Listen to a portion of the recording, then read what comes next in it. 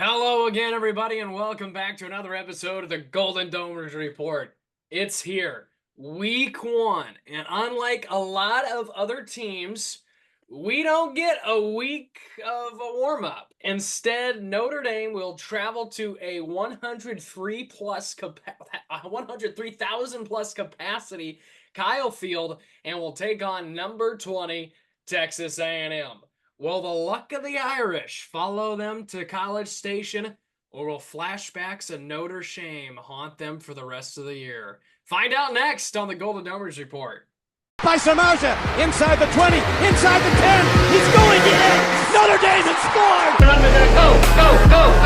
You will be that driving force to motivate those coaches and those players to beat Southern Cal. Notre Dame is relevant again. The 20, the 10, five rocket touchdown. Notre Dame is number one. It's a game of who's going to flinch first, and we know that isn't going to be Notre Dame.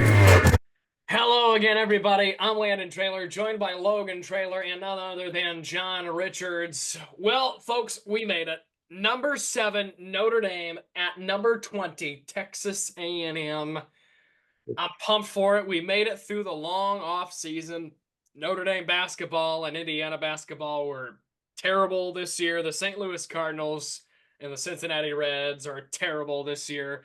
The Cleveland Guard Dogs, they're actually doing pretty good for John's sake. One of the best teams, if not the best team in the league. So JR is going to be watching football and baseball come October.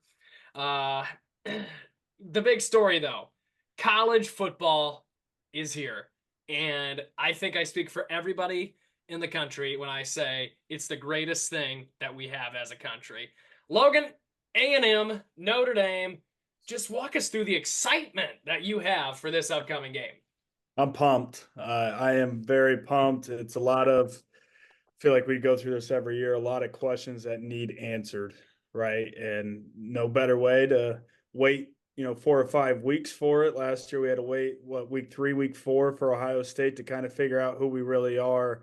We'll get to find out a lot in week 1. Just like yesterday, you saw Florida State, Georgia Tech, and, their coaches talking about, everybody thinks they know what team they have and who they are until they're out there playing against somebody different, get a different look.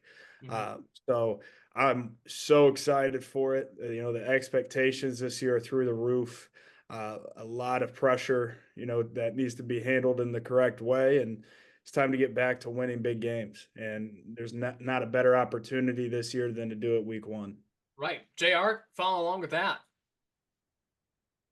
Yeah, right out of the chute. I mean, this sets the tone for the rest of the season. You win this, and now people are like, could Notre Dame go 12-0? If the way that the schedule is set up, the way that it is manufactured this year, it's really set up well. But you got to go on what? You got all kind of wrinkles you have to iron out. And you got to do it right out of the gate. So we'll see how it goes. I can't wait. Yeah, absolutely. It's a big game for the fans. It's a big game for the team. And I got to say this, it's really a big game for Marcus Freeman. His track record in big games is all right. USC, Clemson at home, some big wins now and then, Duke on the road. But big games on the road, his track record has not been pretty at all. Ohio State in 22, USC in 22, Louisville in 23, and Clemson in 23. It's a great time for week 1 to change the narrative, though, on Marcus Freeman and winning big games on the road. I think if he wins this ball game in College Station, just the magnitude of this game, all eyes will be on Notre Dame, 7:30 p.m. on a Saturday night. If he is able to win this game in a hostile environment against an SEC team, I think you can almost certainly erase everything that's happened with him on the road before. You can erase Louisville. You can erase Clemson. This is his legacy if he beats A&M on the road, to be honest with you. So far, Logan. I would agree to a certain extent. Still think counting to 11. I don't know if I can get over that part of it, especially that being at home. I think that was a missed opportunity like we talked about all the time last year. there is still so many questions, like I said earlier, to be answered. And it's frustrating to have the same questions consistently come up every single year.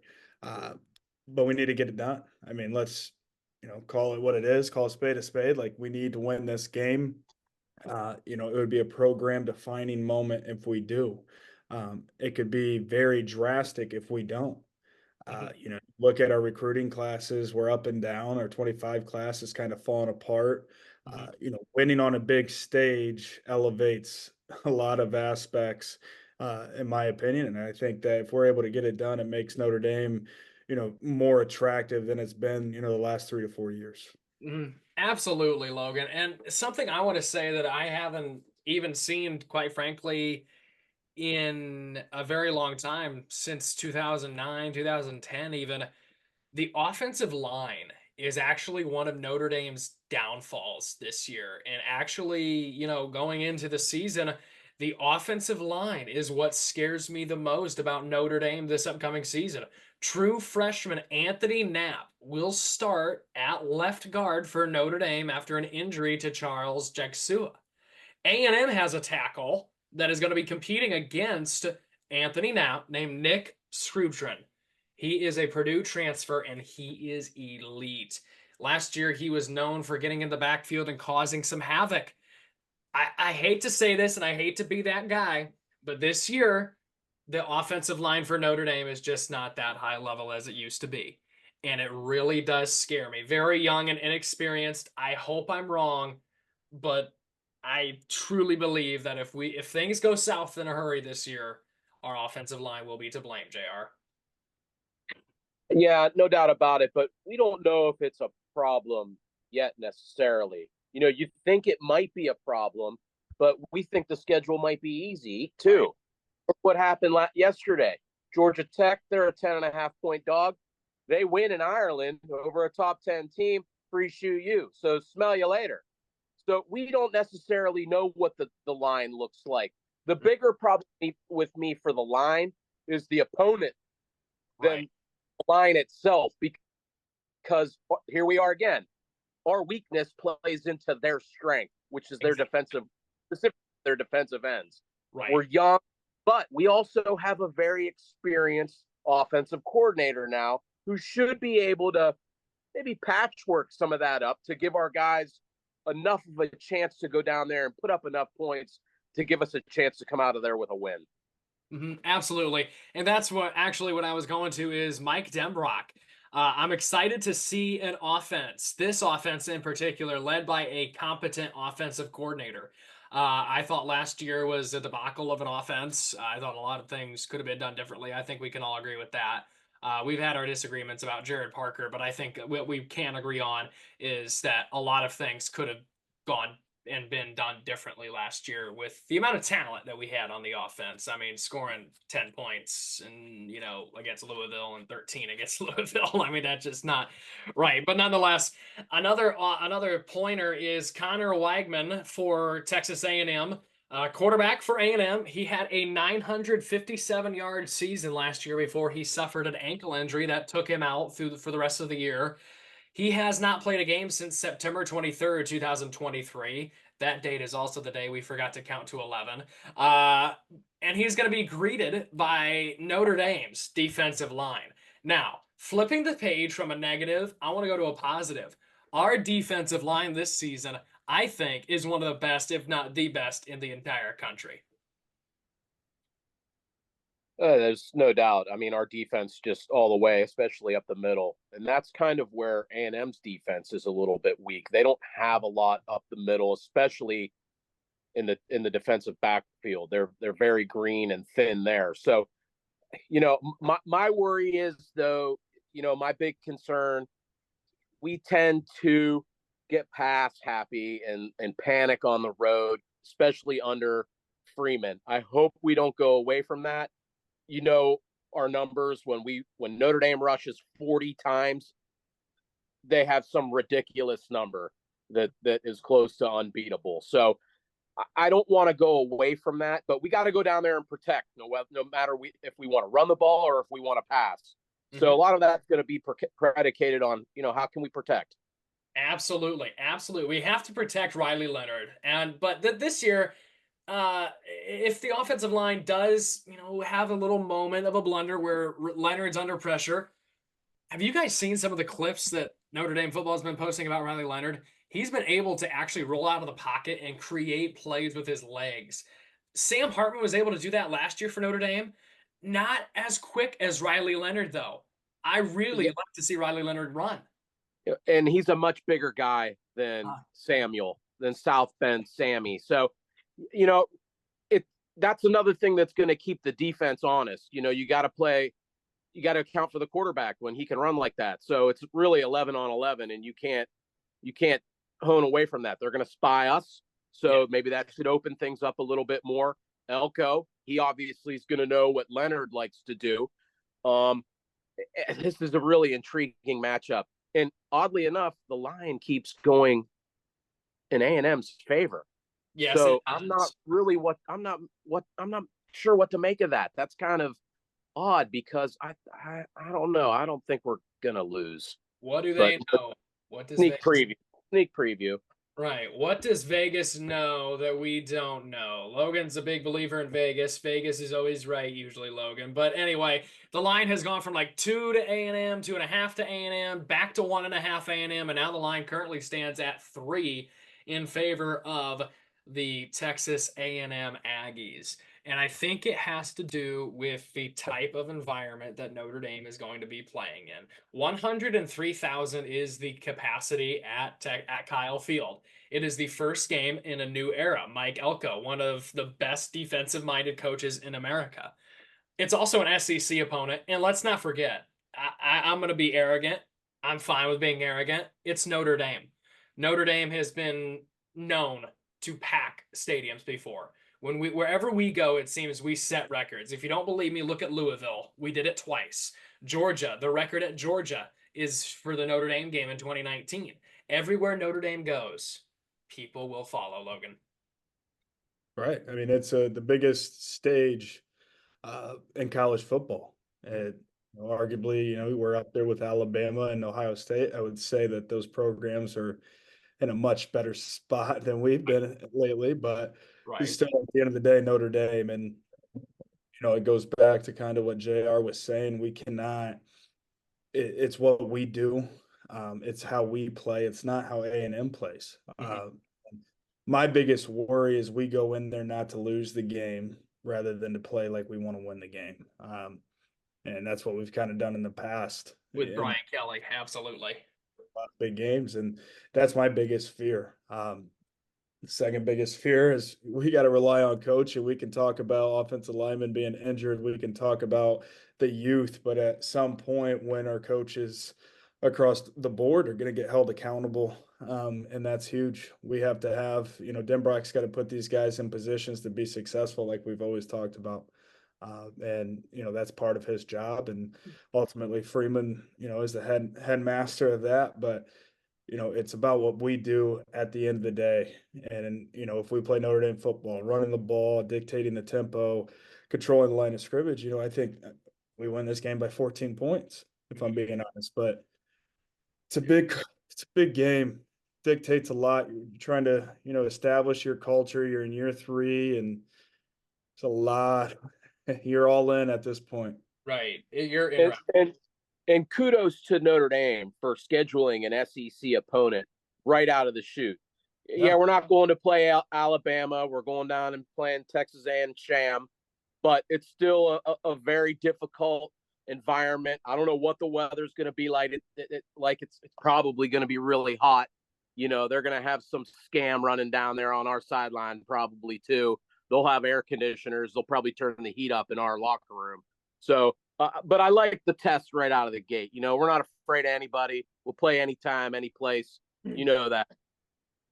The weather report per head meteorologist at Golden Domer's Report, Landon Wiz Trailer. It is going to be thunderstorms in the morning. They're going to clear out in the afternoon, and by kickoff at 6:30 p.m., it is going to be a crisp 93 degrees. Oh. Ooh, at least it'll be nighttime. And humidity. Nighttime. And humidity. At least the sun's nice. Oh, jeez. Sun's And gonna be that'll be a happy crowd. Sun's going to be out for about an hour and a half, it looks like, in Texas, in College Station, up until It'll be that. 110, 120 degrees in that place. Yeah. Steers and queers, we're coming down to dominate. Let's go. Oh, Jesus. Oh, Jesus. Oh, no. Well, Welcome this might back. be We're the coming to Texas, bitches. this might be the last Golden Gnomers report on YouTube. We'll see what we can do. Notre Dame is 3-2 all time against Texas A&M. 0-1 at College Station, a 24-3 beatdown loss in 2001 was the only loss to Texas A&M on the road. Since 2010, Notre Dame is 4-4 against the SEC. 2-0 against LSU, 1-0 against South Carolina and Vanderbilt, 0-2 against Georgia, and 0-2 against Alabama. Since 2010, Notre Dame's season openers on the road. There haven't been many. We're 2-2. 2016 was a 50-47 double overtime loss at Texas on a Sunday night. 2019 was a 35-17 win at Louisville on a Monday night. 2021 was a 41-38 overtime victory at Florida State on a Monday night. And 2022 was a 21-10 loss at Ohio State. And lastly, just for kicks and giggles for everybody, our broadcast crew, Notre Dame is 6-7 with the Chris Fowler, Kirk Herbstreit crew on the call for a primetime matchup. Not the best track record, but that's 13 games, trying to make it 7-7. We'll start with JR here since we don't have Dylan. Keys to the game. Give me 3 here, Frenchie. Well, I mean, they're pretty standard right out of the gate. You can't turn the ball over. You got to win the line of scrimmage, all that stuff. You can't commit a lot of penalties. But in a game like this, gentlemen, we got some new people in the special teams department, notably our kicker. He sounds like he's a solid guy. Real dude. But he's new. He is new. We got a lot of new pieces. The Denbrock, what's our offense going to look like? But I keep an eye on that kicker, man. Especially in an atmosphere like that, nighttime, and the whole Elko Riley Leonard relationship. That's going to play a bigger role than most people think. And you better be ready if you're the backup, because he's not a certain clean bill of health. Anything could happen at any moment. You got to be ready to play. So peanut butter and jelly, get ready, buddy. My concern is I'm still worried that maybe we're not playing the best quarterback, but that's another discussion. So I'm gonna point to the special teams here in a close game like this on the road. Let's see how our kicker handles it. Mm-hmm. I hate to be this guy, but I want to go back to a game in the NFL. I hate to compare college athletes to NFL athletes, but there was a certain playoff game last year in the divisional round where a certain green and gold team went on the road to take on a red and gold team. And that certain green and gold team missed a field goal late in the game that ended up costing that team the game. So special teams does matter. Special teams do matter. There's this, love them, sketch. Special teams, special plays, special players, they matter. We'll move on to Logan. Keys to the game, give me 3. Got to win field position. That's a big one. And staying composed. I think if we're able to stay composed and not get rattled early, give us an opportunity to settle in, run the ball. I hope we get the ball first. There's a lot to prove offensively. And I would love to get the ball, get an opportunity to see, what's in store the first possession. Mm-hmm. I am always on the side of kick the ball, put our defense out on the field first, set the tone from the defensive side of things. But anyway, my keys to the game, I'll give you 3. We got to use our weapons. I think Mitchell Evans is better than any receiver they have. I think Mitchell Evans is better than any tight end they have. I think if we can use our weapons to our advantage, kind of like JR says, use our strength to their weaknesses. Their defensive backfield is not an air raid defense at all. It being game 1 as well helps us in favor of that because those defensive backs are very inexperienced with a new head coach. Use our weapons, use our speed. We have a lot of speed in our backfield. Can the offensive line create enough holes, though, for that speed? I would really love to see that, but we also have a lot of speed around the edges and the outside. Mitchell Evans is also a really fast tight end. I don't know if you guys have ever paid attention to his speed. He's pretty quick tight end for a big fella.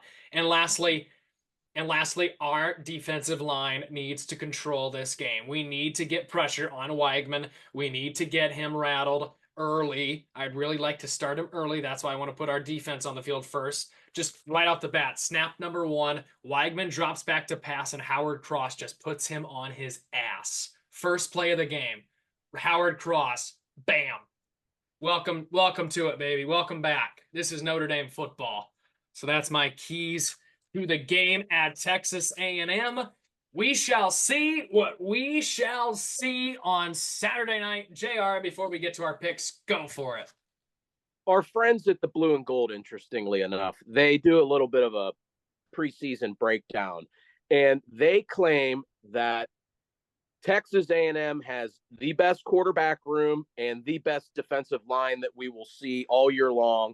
And they also have an all-opponent team that they construct. They have Weigman as the all-opponent quarterback, and they also list their tackle as a starter on the all-opponent team. So, I don't know who the coach is. I bet he can count to 11. They don't list one probably, but this is a good team, man. And if they beat us, the same thing plays to them. If they beat us, that springboards them into the SEC. They got a brutal schedule. How'd you like to switch schedules with them? No, thank you. We got to win this game, guys. We got to win this game. That we do. Now more than ever, we have to win this game for sure. For sure. Our first picks of the season, week number 1. Let's start with the non-ranked game of the week. Man, I miss GDR so much. I'm glad it's back, guys. I'm glad it's back. We'll start here. Non-ranked game of the week. North Carolina at Minnesota, Thursday night, 8 p.m. on Fox. The Gus Johnson, Joel Klatt crew will be on there. JR, you were a year early in this last year, but you said last year, Coach Mac Brown going to row your boat all the way there to Minnesota. Teams, they like rowing the boat together. They play. This game was later in the year last year, wasn't it? I don't know. I can't remember. I thought it was middle. Yeah. Mac Brown rowing the boat. I'm going to go North Carolina. Ooh, okay. Give me the Tar Heels. All right. Dylan Kearns is also going North Carolina. I'm going to be the odd man out. I'll go with Minnesota in this one. At home, PJ Fleck, a lot under his ass this year. He's on the hot seat. Give me Minnesota to win in week number 1 against Mac Brown of the old Tar Heels. Oh, here it is. My favorite game of the week. Always the prison inmate game of the week. For those who might not be sure what the prison inmate game of the week is, it's what we think is the worst game of the week. And this week, it happens to be the Howard Bison at the Rutgers Scarlet Knights. Thursday night, 6 p.m. on the Big Ten Network. I mean, Howard, we're picking Howard games? Oh, boy. Prison inmate. Give me the Scarlet Knight. What's his name over there? Is he still there? That Italian guy? Yeah. Yeah. What's his name? I forget. Oh, God. Come on. That's awful. That's pathetic. Give me the Scarlet Knight. Give me Rutgers. Shiano. Yep. Give me the Scarlet Knights as well. Yes. Dylan is also going with Rutgers. I'm going with Rutgers as well. Rutgers galore here. All right, moving along here. We'll move into the ranked matchups. West Carolina at number 24, NC State, Thursday night, 7 p.m. on the ACC network. I'm bringing back a classic. This is what we call a head nod pick. A head nod pick, folks, is one we can all agree on. Just move along so we don't waste some time. Murray State at number 11, Missouri, Thursday night, 8 p.m. on the SEC network. Say it with me. Head nod pick. Love Mizzou's coach. Drink it up. Drink it up. Lindenwood at number 22 Kansas, Thursday night, 8 p.m. Never even heard of Lindenwood. Head nod pick in favor of Kansas this year. My goodness, so many cupcakes. Rivaling the prison inmate. Southern Utah at number 12 Utah, Thursday night, 9 p.m. All right. Sure. Oh, could be a playoff team. Yes, they could. They're in right now, number 12. Cam Rising. Temple at number 16, Oklahoma. Friday night, 7 p.m. on ESPN. Any chance of an upset here or a head nod? Mobile Homa. Come on, you got to give me the chance to pick Oklahoma. All right, I'll give you one. Go ahead. Mobile Homa. Oklahoma. I'll go with Oklahoma as well. Welcome to the SEC. All right, here's a big one, folks. Number 14, Clemson versus number 1, Georgia, Saturday at noon on ABC. This game is in Mercedes-Benz Stadium in Atlanta, Georgia. Essentially a home game for the Dogs. Yeah, give me Georgia. This is a pretty important game though for Dabo. He's gonna have to bring his own guts if he's gonna win this one because a tall task right out of the gate. And again, give them credit for playing this game, but Georgia's going to play pissed off. I think this won't even be a contest. I think Georgia rolls. Dylan is going with Clemson in this one. He's picking Clemson in the upset right off the bat. Shocker. I am going with the Georgia Bulldogs in a game that will be similar to a few years ago. They played Oregon in the season opener, and I think it was 49-3. I think Georgia absolutely rolls Dabo and the Clemson Tigers in this one. Clemson's not what they used to be. They sure can hand us our ass still though, but they're not what they used to be. Number 8, Penn State at West Virginia, 12 p.m. on Fox, the Pat McAfee special, baby. God, I miss GDR. Give it to me, JR. Give it to me. And Pat McAfee, West Virginia. Where's this game at? Read that back. At WVU. Yeah, Huggy Bear and Tickle Me. Franklin going down to Morgantown. Tom Allen. Oh, yeah. Tom, Captain Cheerleader. He's going down to Morgantown. Wow, what a game. West Virginia's, they're kind of flying under the radar, too. Yeah. Me home. Oh, man. Give me the tickle. Just because it's too easy and it's the beginning of the year for all our, listeners and watchers and fans. Give me Tickle Me Sandusky and State Penn, baby. Yes. Tickle Me Sandusky and State Penn. Yeah. Logan. How do you follow that up? Oh, God. All right. Give me Jerry Squad. Oh, man. Dylan is also going with Joe Pa, Tom Allen, and James Franklin in this one to take the Nittany Lions. Fine. You guys know I'll do it gladly. I don't have an issue with it at all.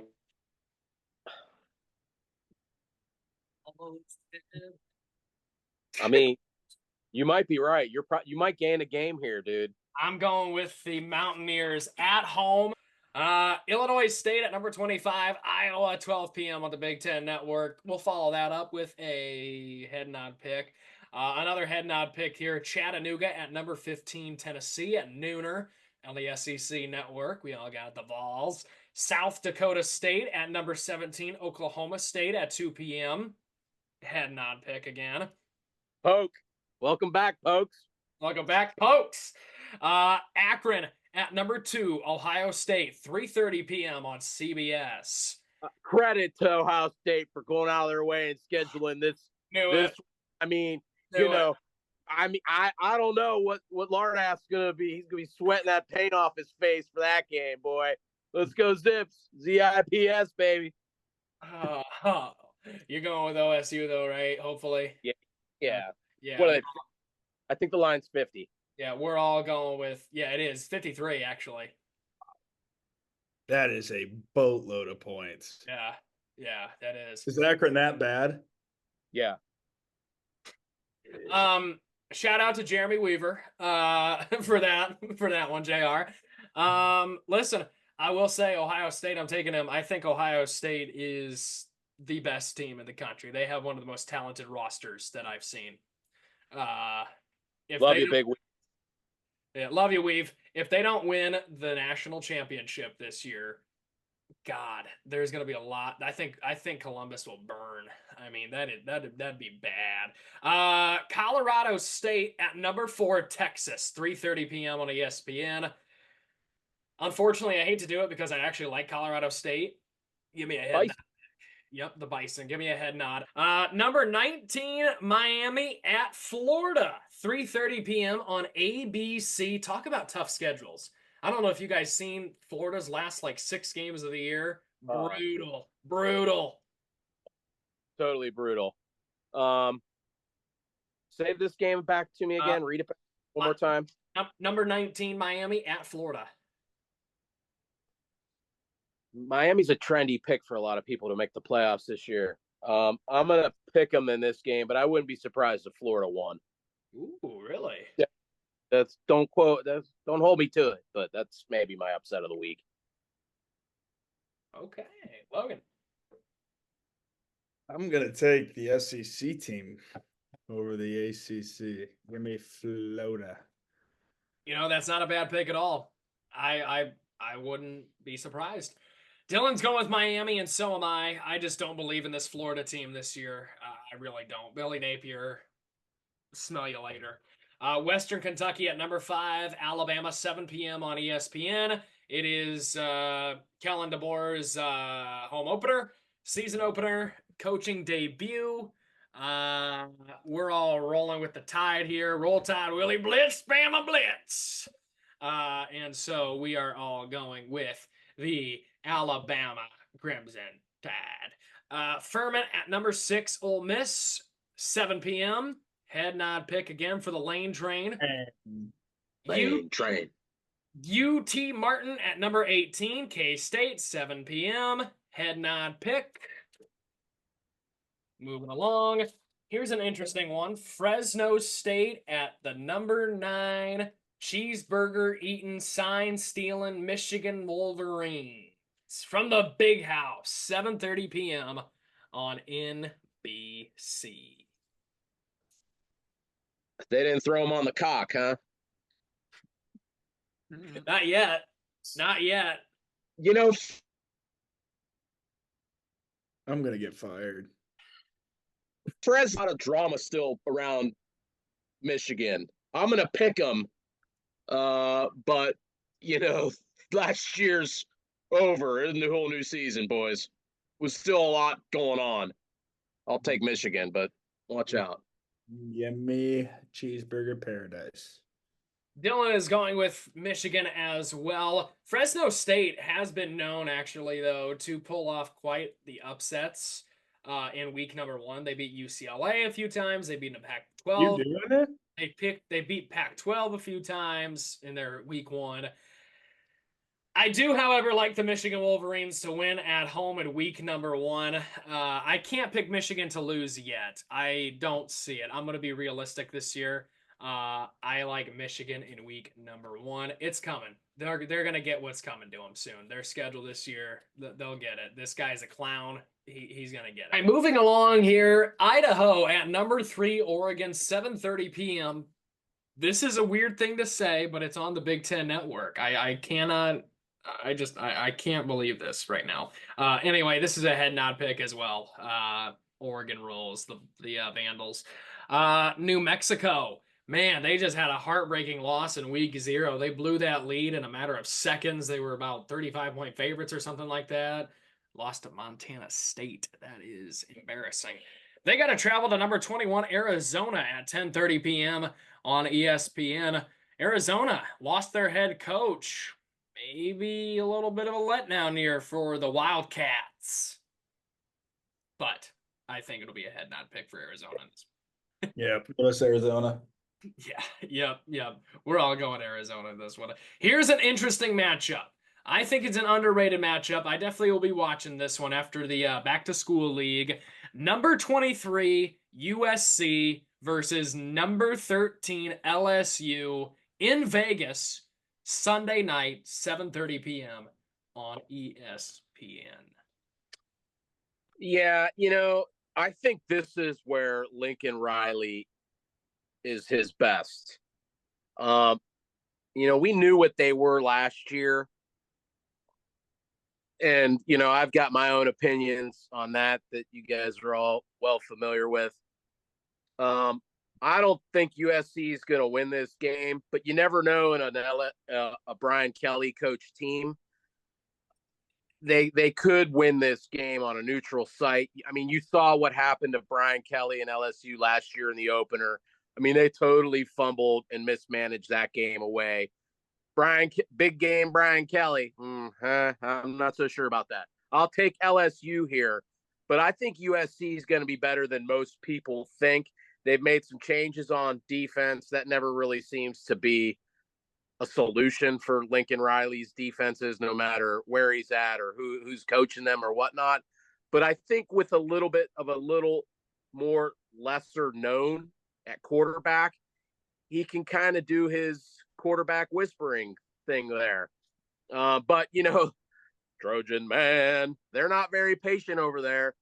So give me LSU in this one. But, if they both could lose, that would be great. Maybe the power would go out in Vegas or something, what could happen. And, I don't want to wish bad upon anybody or anyone's programs, but that would be the ideal solution.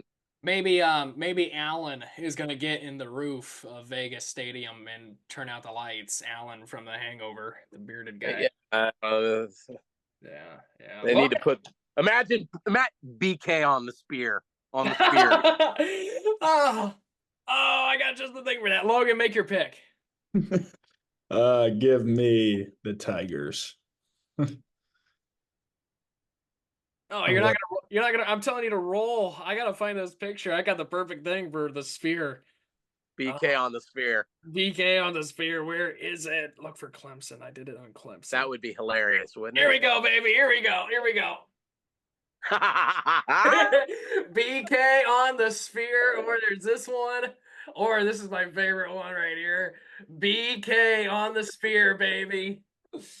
That's hilarious. That purple doing the when he was with that recruit, and they put they're twisting around, but I'm here with my family.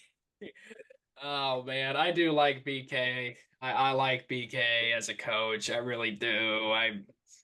I don't mean to whatever. I do like Brian Kelly.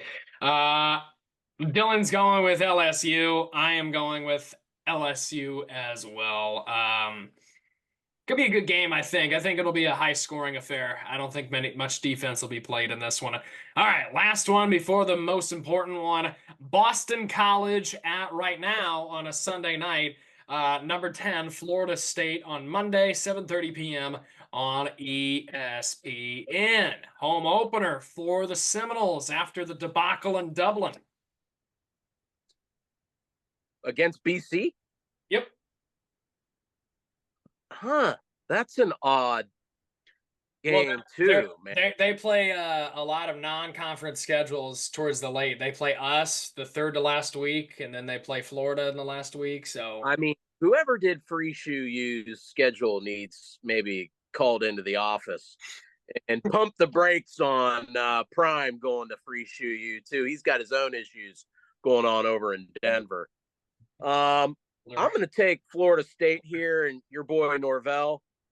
But BC played a lot better towards the end of the year last year. But, back bounce game, home opener, everybody be all gassed up on a what night? A Monday night? Monday. Labor Day. Happy Labor Day, guys. Yeah, I'm surprised those Free Shoe U people, they recognize Labor Day down there. I don't know that, but yeah, I'll go with Florida State. Oh shit. Yeah, give me Florida State. Oh gosh. Dylan's going with Free Shoe U as well. I'll go ahead and I gotta say, Tallahassee's a great atmosphere to watch a football game. I think the place will be rocking on a Monday night. Norvell, I like him, good coach. Give me Florida State. Big old love fest is over though. I think a lot of people are mad and kind of. I've already seen Fire Norvell tweets like, "Come on, get out of here with that." Well, I mean, they're still up. They're still a little rear end hurt over last year, and they're calling around looking for a house. They need a real estate agent. They can't find a home really, maybe for the future. So they need to focus up down there because they're worrying about the wrong things right now. They're gonna sue. They're gonna sue Dublin. Actually, I think for the loss. I mean, Oh man, they still got a shot at the playoffs, though. I still think this team wins the ACC. Number 7, Notre Dame at number 20, Texas A&M, Saturday night, 7:30 p.m. on ABC. Chris Fowler, Kirk Herbstreit have the call in prime time. JR. For what it's worth, we need Florida State to keep winning out. So hopefully we can take care of our business this week, and Florida State can carry out until we see them later. But to the game at hand, boys. Gentlemen, fellas. I go back and forth. I oscillate. There's one for you guys. Oscillate. I go back and forth. I tend to think like Logan. If we handle our business and we do what I think we can do, I see this as a 28-17 kind of a game. Now, don't lock me into that. And I'm going to go 24-20 Irish. It's going to be a game, down into the fourth quarter. Again, keep an eye on that kicker.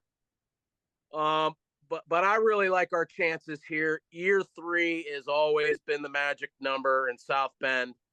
I like Freeman. I like Freeman, the man, the person, the Notre Dame guy.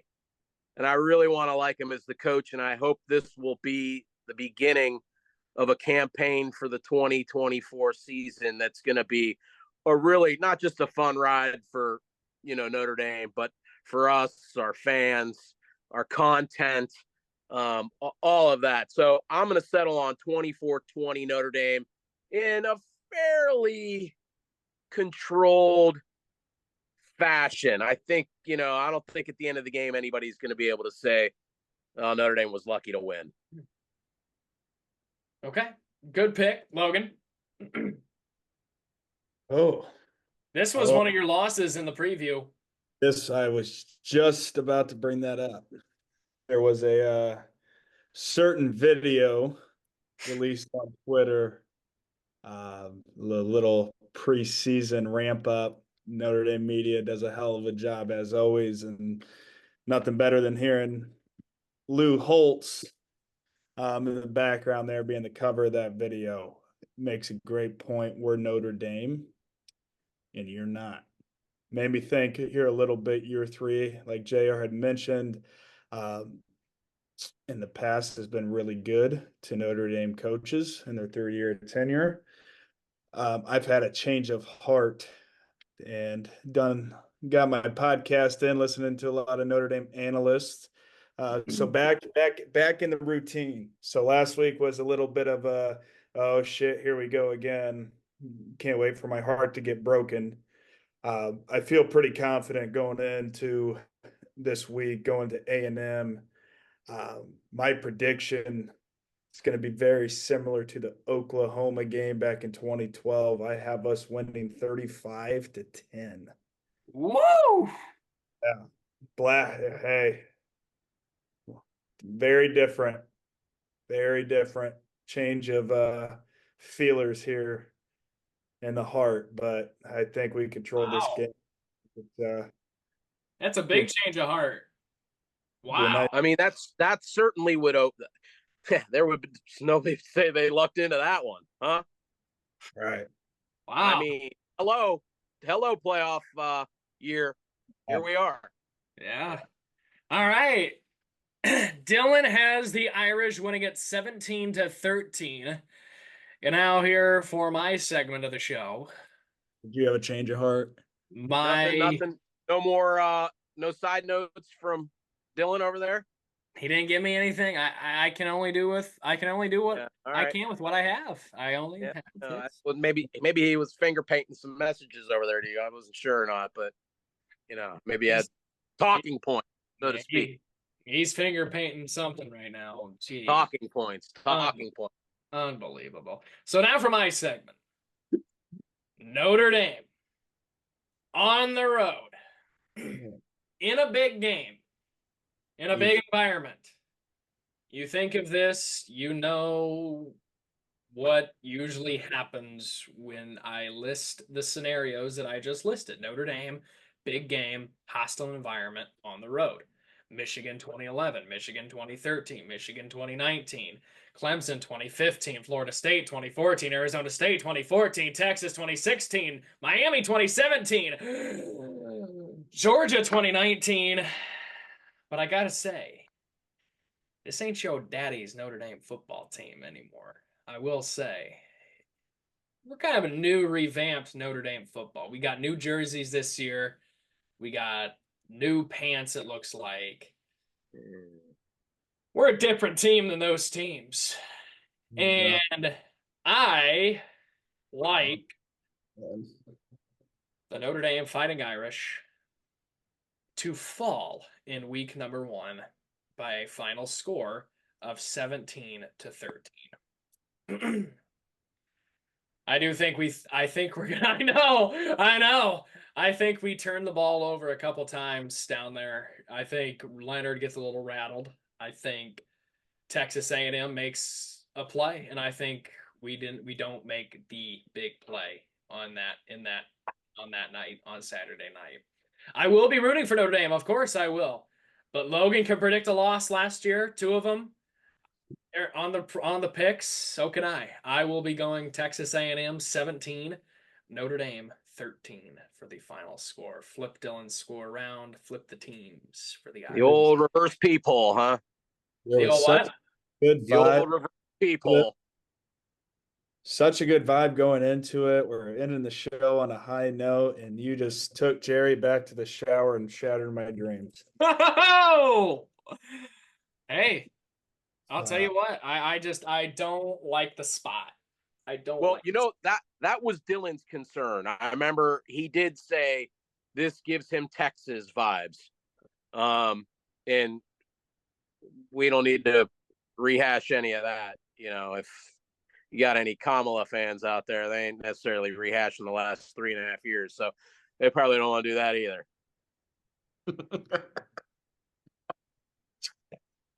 Oh no! Oh no! All right. All right. I'm passing any. I'm just saying that's kind of. We don't need to bring bad things. Hey, trust me, I know what you're saying, Tampon Tim. So with that being said,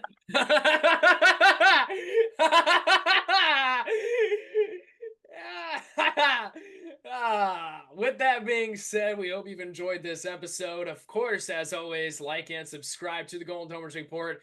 2 shows weekly, except this week, obviously, nothing to recap. Usually we do a preview and a recap show. Riley Leonard, the stage is yours. Marcus Freeman, the stage is yours. Notre Dame, the stage is yours. Notre Dame at Texas A&M Saturday night in prime time, 7:30 on ABC. We will see you all next Tuesday, and go Irish.